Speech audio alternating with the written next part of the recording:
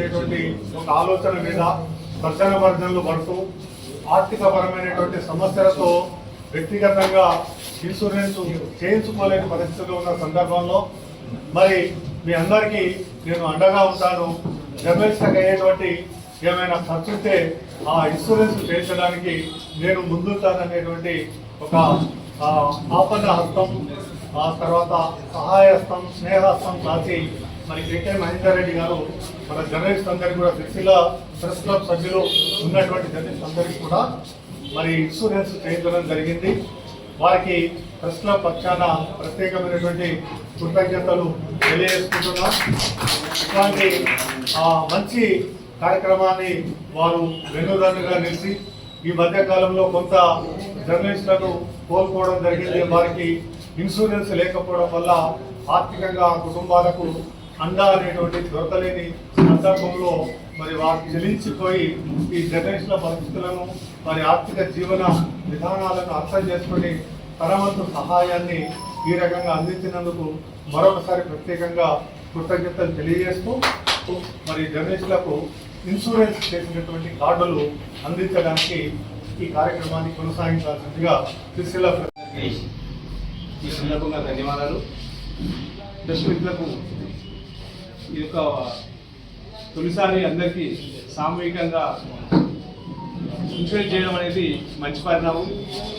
రోజువారీ పనుల ఒత్తిడిలో రకరకాల ఒత్తిడిలో తిరుగుతున్న మనకి ఒక చిన్న సొంత ఆస్తంటూ లేకపోయినా రోజు రోడ్డు మీద ప్రజాబాహుళ్యంలో ప్రజా సమస్యలు కవరేజ్ కోసం కుటుంబాల జీవితంలో కుటుంబాలకు సమయం ఇవ్వకుండా ఇట్లాంటి ఒత్తిళ్లు ఉన్నప్పుడు ఈ మధ్యన మన టీవీలో రిపోర్ట్ జరగడం చాలా బాధ అనిపించింది. మనం తలా తీసుకొని ఇచ్చినా కూడా ఎంత చేసినా కుటుంబాలు చాలా తక్కువే, పిల్లలు ఉన్నారు కాబట్టి. ఏదేమైనా కేకే మహేందర్ రెడ్డి గారు మొత్తం ప్రెస్ క్లబ్ మెంబర్ అందరికీ ఈ సామూహికంగా చేయించడం చాలా మంచి పరిణామం. ఇది మిగతా వాళ్ళకు కూడా కొద్దిగా స్ఫూర్తి పొందేలా ఉంటుంది. నేను 31 ఏళ్ళు చేస్తున్నాను, ఇప్పటిదాకా నాకు ఇన్సూరెన్స్ పర్సనల్ చేసుకుని తప్ప అందరికీ ఆర్థికంగా ఉన్న వాళ్ళకి లేని అందరికీ చేయడం అనేది మంచి పరిణామం. ఈ సందర్భంగా మహేందర్ గారికి మరియు కాంగ్రెస్ నాయకులకి నా తరఫున ధన్యవాదాలు. ఆహార భద్రత అనే విషయం పైన ఇన్సూరెన్స్ చేయించినటువంటి మహేంద్ర గారికి కృతజ్ఞతలు తెలుపుతూ చాలా మంచి పని. వివేక ప్రజలను కొనుక్కుంటూ చాలా చోట్ల తిరుగుతూ ఉన్నారు. వారి యొక్క పరిస్థితులను అర్థం చేసుకొని అన్నగారు ఉన్న ప్రసాద్ గారు, మన విలేకరైన ప్రసాద్ చనిపోయిన రోజున అది గమనించినటువంటి తను మన ప్రెస్ మిత్రులందరికీ ఇన్సూరెన్స్ చేసినట్టయితే బాగుంటుందని చెప్పి వారు ఆ యొక్క ఇన్సూరెన్స్ ఆర్థిక సహాయం చేయడం చాలా అభినందనీయం. వారికి మళ్ళీ కృతజ్ఞతలు చెప్తాం. పరిణామం మహేందర్ రెడ్డి గారు చక్కగా ఆలోచన చేసి ప్రెస్ మిత్రులు చాలామంది ఆర్థికంగా కానీ ఇట్లున్న వాళ్ళ శివను మొత్తానికి ప్రెస్కే అంకితం చేసిన ఇక్కడ కొంతమంది సీనియర్లు ఉన్నారు. నేడు వచ్చే యువకులు కూడా ప్రెస్ మిత్రులు ఉన్నారు. వాళ్ళు ఇప్పుడు మల్లికార్జున గారు వారి కుటుంబానికి కానీ వాళ్ళ వ్యక్తిగత పనులు కానీ విచారించుకోకుండా ఈ ప్రెస్ నేర్చుకుంటున్న కొన్ని సందర్భాలలో అనుకోకుండా ఇప్పుడే చెప్పిన నేను మన రిపోర్టర్స్ వారు దానికి స్పందించి ఈ గ్రూప్ ఇన్సూరెన్స్ చేయడం చాలా శుభపరిణామం. అది మాకేమి మహేందర్ రెడ్డి గారు దాని ఇన్ఛార్జ్గా చేయడం ఇంకా చాలా సంతోషంగా ఉంది. ఈ సందర్భంగా మీ అందరికీ శుభాకాంక్షలు కంగ్రాచులేషన్స్.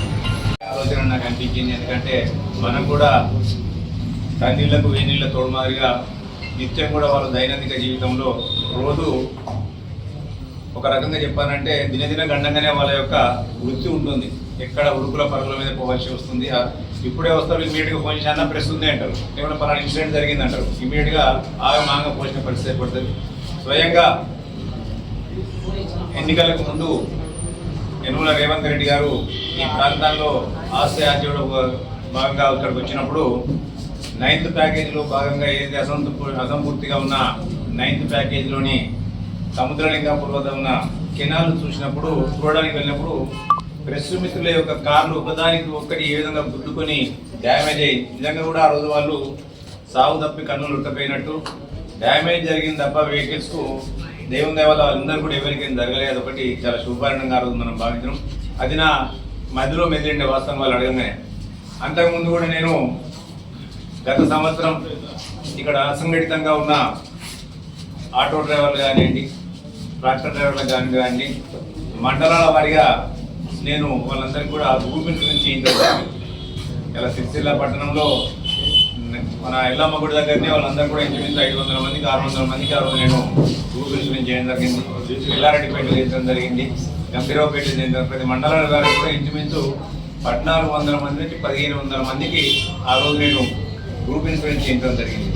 కారణం ఏంటంటే వాళ్ళు కూడా రోజు ఆటోలు నడిపించుకుంటా నడిపించుకుంటా ఎప్పటికప్పుడు వాళ్ళు కూడా ఆగమంగానే ఉంటారు ఖాళీ బ్రతుకుతో. కాకపోతే ఆ రోజు నేను వాళ్ళకి చేసిన రిక్వెస్ట్ ఏంటంటే, అయ్యా నేను మొదటిసారి చేయిస్తాను, ప్రతి సంవత్సరం నేను కూడా చేయించాను, అంత ఆర్థిక స్తోమత నాకు లేదు అలా, కాబట్టి ఒకసారి నేను చేయిస్తాను. మీరు ఆటో అయిన చిట్టి పెట్టుకుంటారు, మీరు ఈ డ్రైవర్లు అందరూ కూడా చిట్టి ఉంటుంది, వాళ్ళు మంత్లీ చిట్టి ఉంటుంది, 100 200 మీరు వేసుకుంటారు.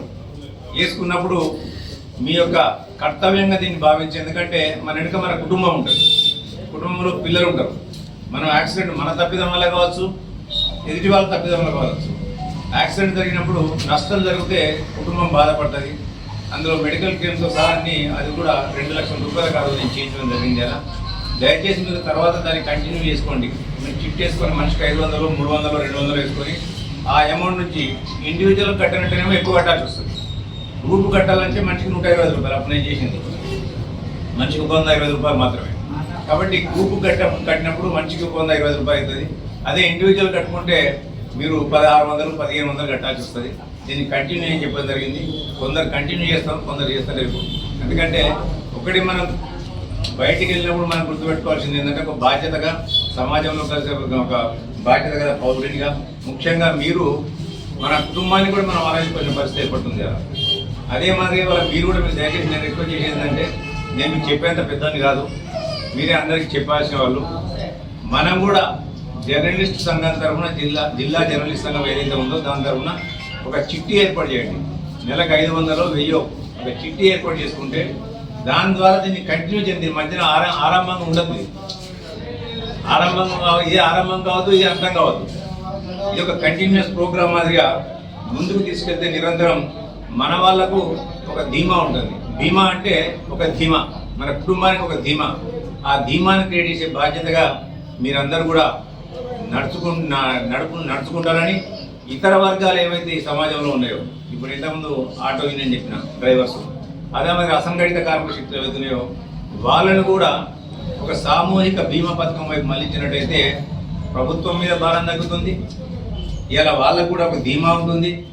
వాళ్ళ వైపు కూడా మీరు ఒక సామాజిక స్పృహతోని వాళ్ళని కూడా అటువైపు గురిగొల్పే దిశగా మీరందరూ కూడా మీ కర్తవ్యాన్ని నిర్వర్తించాలని కోరుకుంటూ, ఇది కేవలం నా మిత్రులకు నా వంతు సహాయంగా నేను చేసినదే తప్ప ఇది దాన్ని గొప్ప పనిగా నేను భావిస్తలేను.